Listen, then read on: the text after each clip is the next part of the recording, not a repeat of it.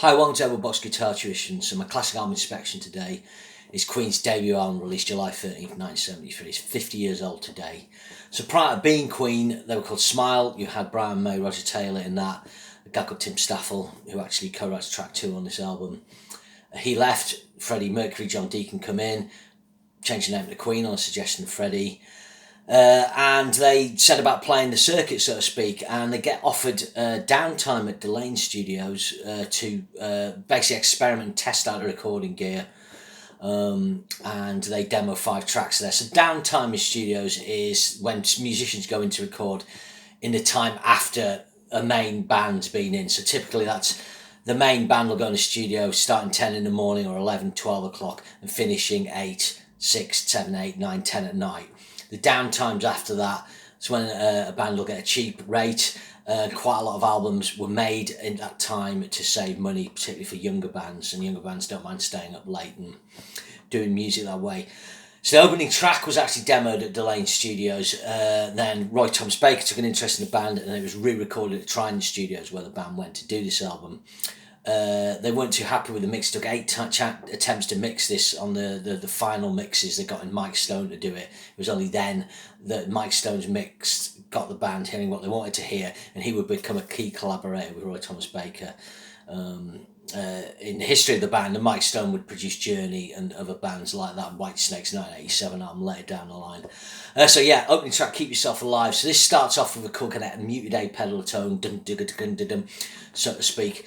You can really hear Brian May's Sixpence on this, I think. It's that scratchy, slightly toppy tone that gives him, the unique thing, obviously, his Red Special. And you've got his little lick coming in the other side, which is played in the G and B string, probably fret 7 on G and B. I imagine this is in the key of A, sort of pentatonic A blues type vibe. It's a great track, this, written by Brian May. It's it's weird. It's Queen. The first Queen album opened with one of their top tracks, and this was still a really popular track for the band to play live. It's beloved by fans. What's it shared about this album is, this is an album that fans of Queen will know. They'll know the deep cuts. If you played some tracks off this to someone who's got Queen's greatest hits 1 and 2, 3 maybe, and would claim to be a big Queen fan, they probably even know it's Queen. So at this point, the band's experimenting. They've got progressive rock elements, jazz, blues, heavy proto-heavy metal. There's a lot of heavy metal hard rock artists like this album, and especially the next one, Queen 2, which is a very influential album. So Keep Yourself Alive, great track, great bounce to it. And then the next track was actually co-written with Tim Schafer, with Brian May, called Doing All Right. So this is interesting. It's kind of almost country-ish, this. It's kind of got a bit of a 70s singer-songwriter vibe to me.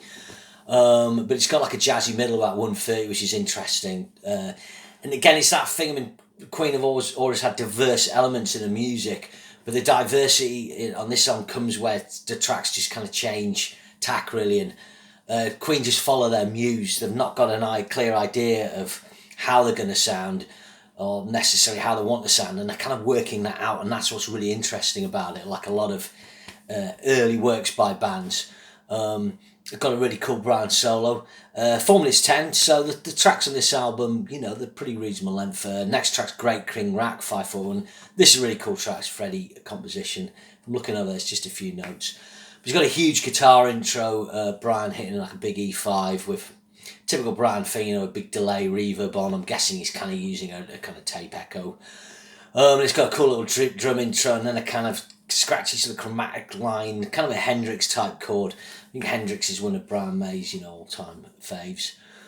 It's got a drum outro as well. But what's interesting on this track is the groove of it's a bit like Brighton Rock, and so is the melody. So again, you can see the band working up an idea that will, again, kind of like the influence of that will find fruition in a better known Queen track, of which Brighton Rock is. Maybe not to people who just have Queen's greatest hits. So track 4 is My Fairy King. It's 4 minutes 7, written by Freddy again. So this starts off with a big sort of Roger scream and some cool piano, I'm guessing from Freddy.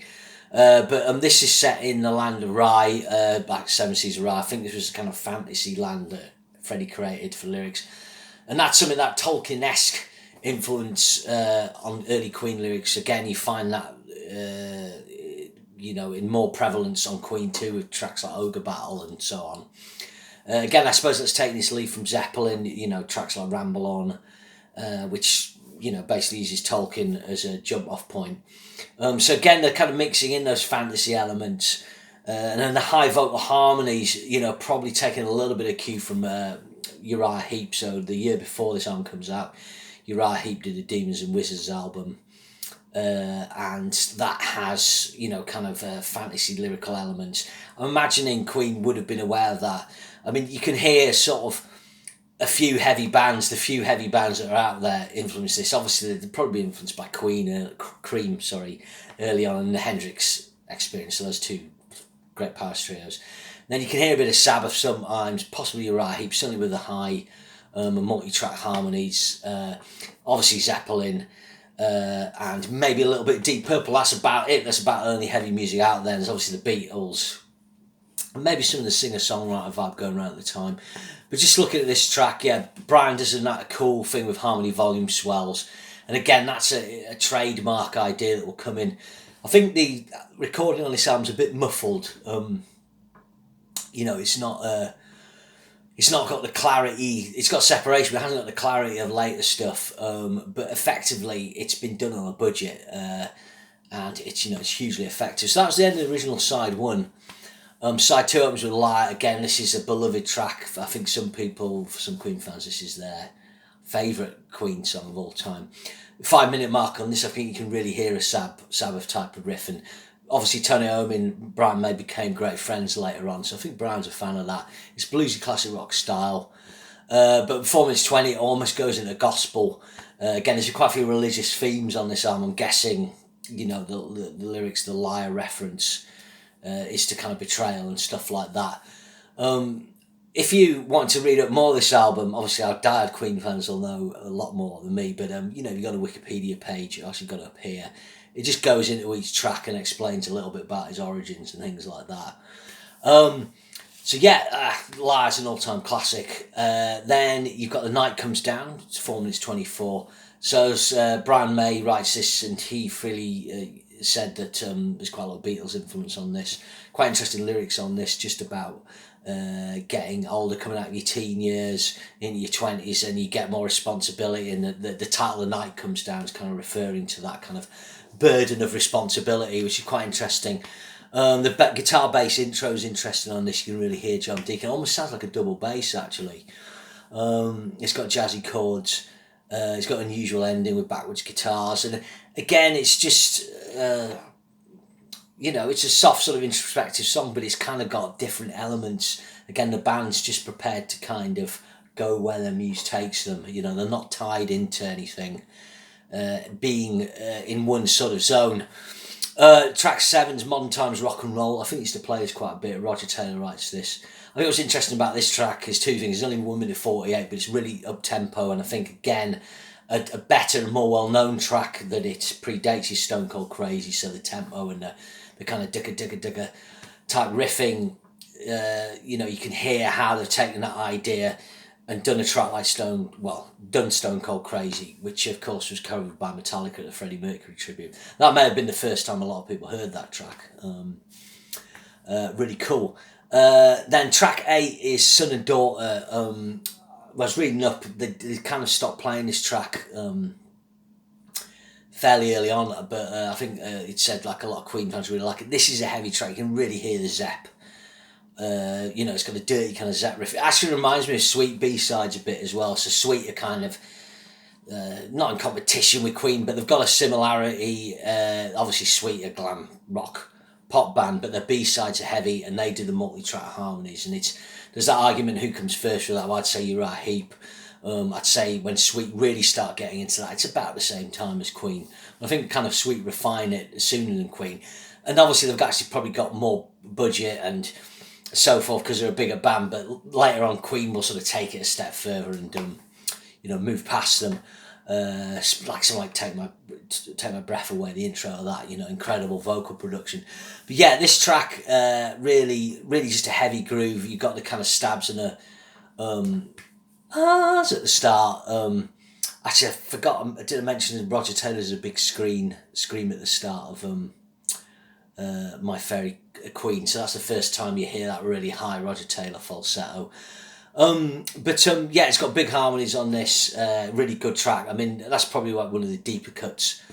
And then you've got Jesus, again another religious themed one. 3 minutes 45, written by Freddy. Again, kind of stabs down, down, down, down on the chords.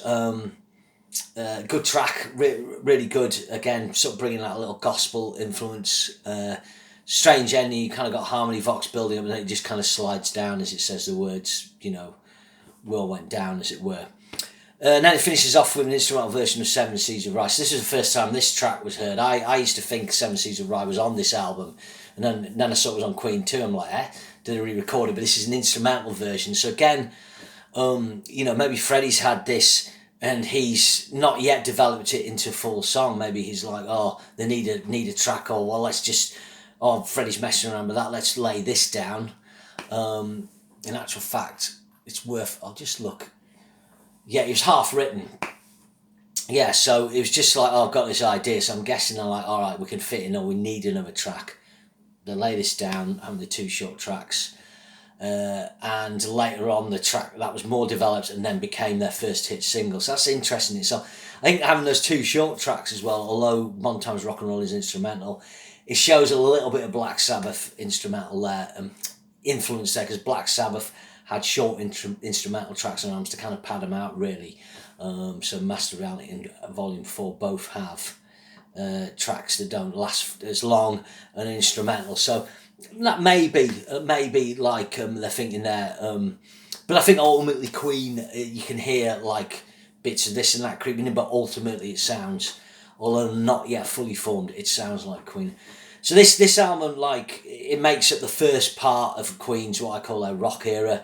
I used to sort of think that went up to News of the World, but I think jazz, even though they're cutting the hair short by then, well, actually they probably are on News of the World because of the punk thing, maybe Day of the Races. That's got some pretty rocky stuff, and although the cover's different, after that there's the Live Killers album, and that feels like that's the end of Queen's rock era. And the next album, The Game's kind of more poppy. They did another one about Duff to have a big hit with that in the States, and then they become more single orientated, although it's fair to say they were known more as a singles band in terms of the hits from Bohemian Rhapsody onwards, so no Killer Queen. But it's just that thing where, like, a lot of rock fans, metal fans, heavy rock fans will talk about those early Queen albums, particularly the first 4 and particularly Queen 2. Whereas later on, once the Queen's Greatest Hits things happens, they develop more of a pop audience who buy Queen's Greatest Hits. Obviously, you got Live Aid, a video like A Kind of Magic was animation, and so on. And when the Bohemian Rhapsody film came out, I sort of became aware, in a way, the Queen were like a people's rock band. I think they were, I like heavy metal and hard rock. Most people don't like that, but Queen's like a band everyone can enjoy, and if Queen had done a heavy song, people enjoy that the same way they enjoy them doing Under Pressure. And they were like a band that everyone could kind of gather around, even if it was just one song, and go, yeah, I'm not in the Queen, but I love that track. Or there'll be people like obsessed with Queen and so on. So I think that's where they ended up. But if they'd stayed in this direction, they would just be like this kind of amazing, unusual heavy rock band whose appeal went so far but didn't have mass appeal. But that's just my take on it.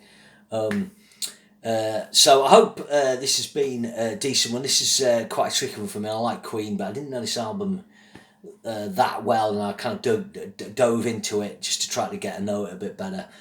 So yeah, Queen won 50 years old today. Wow. Cheers. See you again. Thanks so much.